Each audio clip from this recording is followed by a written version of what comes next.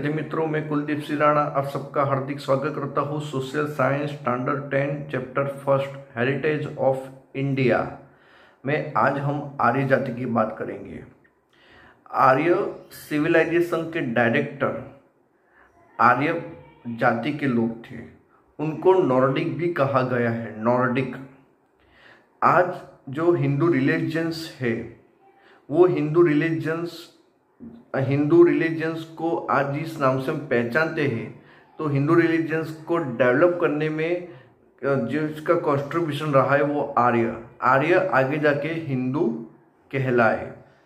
इतना ही नहीं दोस्तों, एंशिएंट टाइम से आर्य जाति जो थी वो सबसे पहले सप्त सिंधु रिवर बैंक एरिया में रहती थी। सप्त सिंधु रिवर बैंक यानी 7 रिवर बैंक एरिया का संगम। वहाँ सप्त सिंधु एरिया में रहने से सप्त सिंधु प्रजा भी कहलाई। और जो पूरा आर्य सप्त सिंधु एरिया जो इंडिया का वेस्टर्न पार्ट में पड़ता है, तो वो जहाँ पे पूरी तरह से आर्य सिविलाइजेशन वहाँ पर डेवलप हुई, तो उस जगह को आर्यव्रत नाम से भी पहचाना गया, आर्यव्रत नाम से।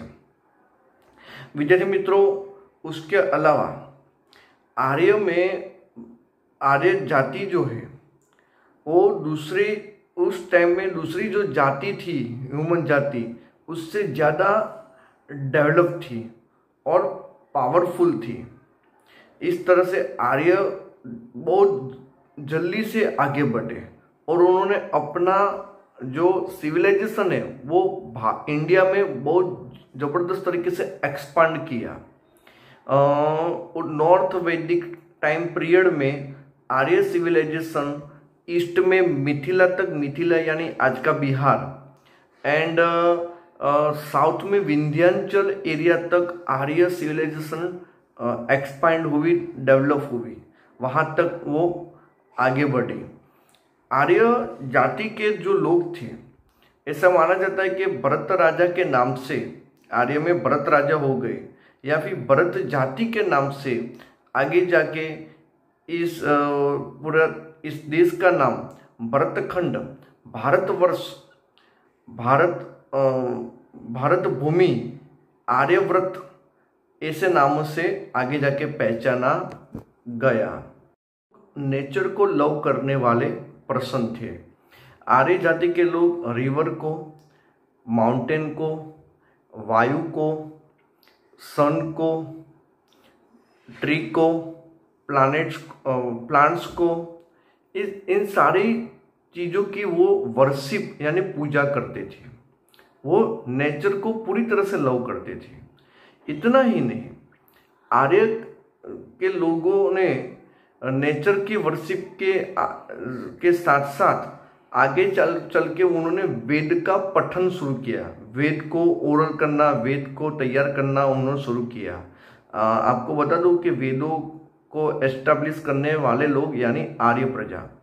और ये आर्य प्रजा वेद को पठन करते हुए उसके बाद उन्होंने ये जो सारे देवताओं की जो स्तुति करते थे, रिवर की पूजा, माउंटेन की पूजा, सन की पूजा, वायु की पूजा, ये सारी चीज़ों की जो पूजा करते थे, उनकी ये सारे देवताओं की सारी चीज़ों की उन्होंने स्तुति यानी श्लोक बनाए, मंत्र बनाए इन सब के। और उसके बाद वेद का पठन शुरू हुआ। आगे चलते उसमें से रिलीजियस एक्टिविटी स्टार्टअप हुई, और फिर आगे जाके यज्ञ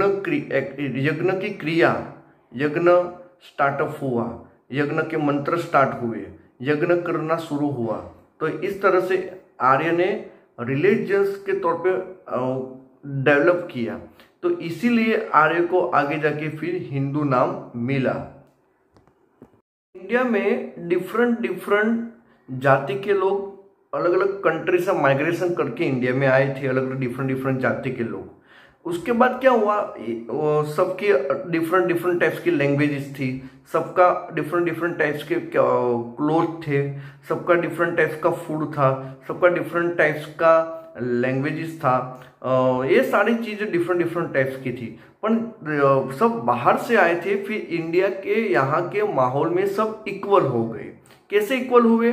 तो इंटरकास्ट मैरिज, फिर अंदर इंटरनल मैरिज शुरू हुआ। अब फॉर एग्जांपल आर्य का लड़का और द्रविड़ की लड़की के साथ शादी ब्याह, अल्पाइन का लड़के मोगरेड के साथ शादी ब्याह, यानी इंटरनल मैरिज शुरू हुआ। अंदरूनी एक दूसरे अलग अलग जाति के लोग एक दूसरे के मैरिज रिलेशन से जुड़े। तो उसके बाद उनके जो आगे जाके संतान हुई, तो वो फिर उनके पर्सनल कोई डेफिनेशन जाति की नहीं रही, यानी वो सब क्या हो गए? नेशनलिटी फॉर इंडियन, सब इंडियन हो गए, सब इंडियंस हो गए। कोई अल्पाइन, कोई डिनारी, कोई आर्य, कोई द्रविड़, ऐसा कुछ पर्सनल आइडेंटिफाइड नहीं रहा। तो इस तरह सबका इंडियन नेशनलिटी हो गया। हेरिटेज को सिक्योर रखना, उसकी केयर करना, अब उसके बारे में बात करेंगे। तो इंडिया का हेरिटेज रिच रहा है और इसको रिच रखने में हमारा फॉरफादर का बहुत बड़ा कॉन्ट्रीब्यूशन रहा है। बट देख, अब समझने वाली बात यहाँ पे ये है कि आज की जनरेशन की क्या ड्यूटी बनती है। हम सब इंडिया के नेशनलिटी, यानी हम इंडियन, हम सब है, तो हमारी ड्यूटी ये है कि हमारे कल्चर हेरिटेज को, हमारे नेचर हेरिटेज को हम किसी भी तरह से उसको नुकसान न पहुंचाने दें और उसको सिक्योर रखें, उसकी केयर करें। ये हम सब की फंडामेंटल ड्यूटीज है। तो इसके लिए कॉन्स्टिट्यूशन के अनुच्छेद 51 में फंडामेंटल ड्यूटी में टॉपिक में कॉन्स्टिट्यूशन 6, 7 और 9 में कहा गया है कि सबसे पहला 6 नंबर का टॉपिक में ये लिखा है कि हमारे जो कल्चरल हेरिटेज को है उनकी केयर करना, उसको सिक्योर रखना, ये सब हमारी फर्स्ट प्राइमरी ड्यूटीज है।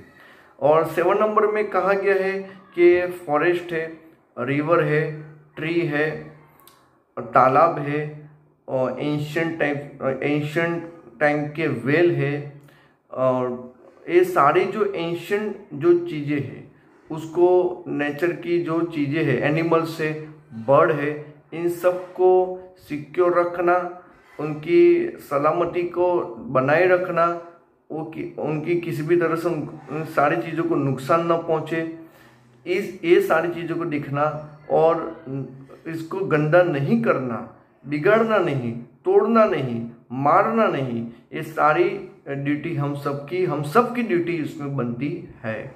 और 9 नंबर के टॉपिक के हिसाब से जो प्रॉपर्टी है, पब्लिक प्रॉपर्टी में बस स्टैंड आता है, रेलवे स्टेशन आता है, हॉस्पिटल आता है, गार्डन्स आते हैं, रोड आता है, जो अपना एयरपोर्ट आता है, ये सारी जो एक्सेट्रा इन सारी चीज़ों को नुकसान नहीं पहुंचाना, तोड़ना नहीं, ये सारी हमारी फंडामेंटल ड्यूटीज बनता है।